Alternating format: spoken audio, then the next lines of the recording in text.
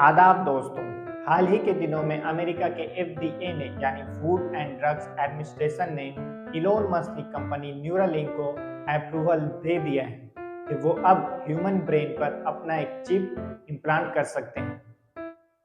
पहले एफडीए ने मना किया था क्योंकि इस चिप में लिथियम नाम का एक मटेरियल यूज होता है। तो उनका ये कहना था कि अगर ये लिथियम ह्यूमन ब्रेन में लीक हो जाए या गल जाए या उसमें टूट के मिल जाए तो फिर ह्यूमन बॉडी किस तरह काम करेगा, क्योंकि ह्यूमन बॉडी का सबसे सेंसिटिव पार्ट होता है ब्रेन।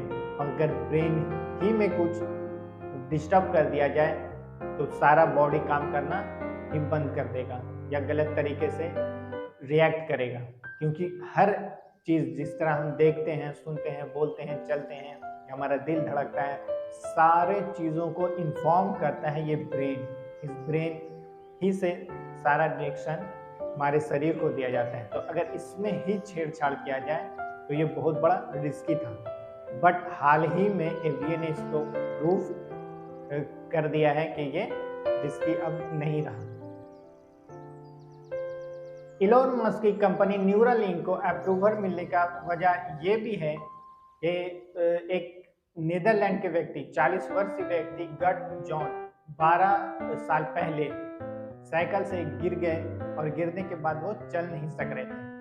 उन्होंने अपना ट्रीटमेंट स्विट्जरलैंड में जाकर के कराया। स्विट्जरलैंड के डॉक्टर्स ने उनके ब्रेन में और रीढ़ की हड्डी में एक इलेक्ट्रॉनिक इम्प्लांट किया।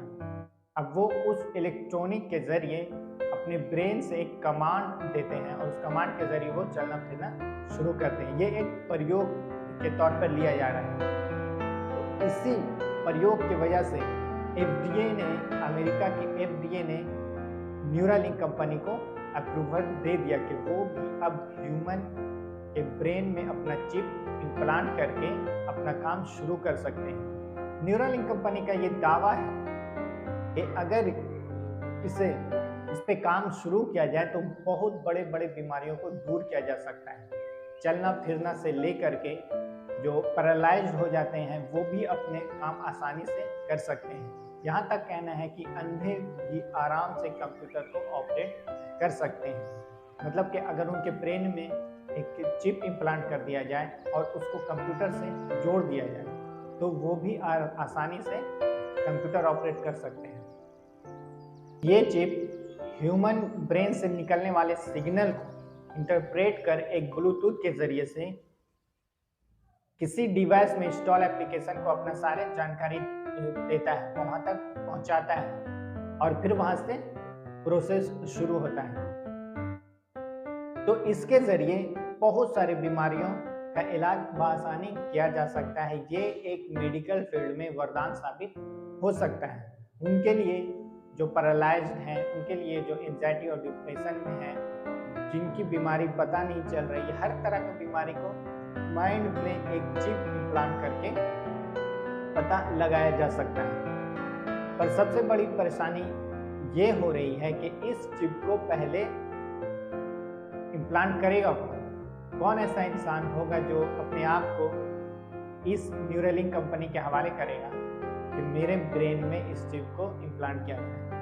पर ऐसा हम और आप सोचते हैं। ऐसे कई लोग हैं जो इंटरेस्ट हैं, अपनी इच्छा जता चुके हैं कि मेरे ब्रेन में ये काम शुरू किया जाए, ये टेस्ट शुरू किया जाए। यहाँ तक इलोन मस्क ने ये भी कहा कि अपने बेटे के ब्रेन में वो इस चिप को इम्प्लांट करेंगे अगर एफडीए ने अप्रूवल दे दिया है।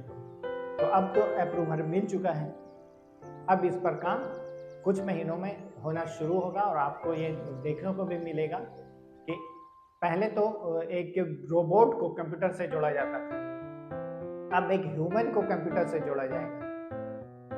तो आप जो मन में सोच रहे होंगे, जो आप बोल रहे होंगे, उसको बिना किसी डिवाइस के कंप्यूटर पे इनपुट कर सकते हैं या कंप्यूटर से कोई डाटा अपने माइंड में ले सकते हैं।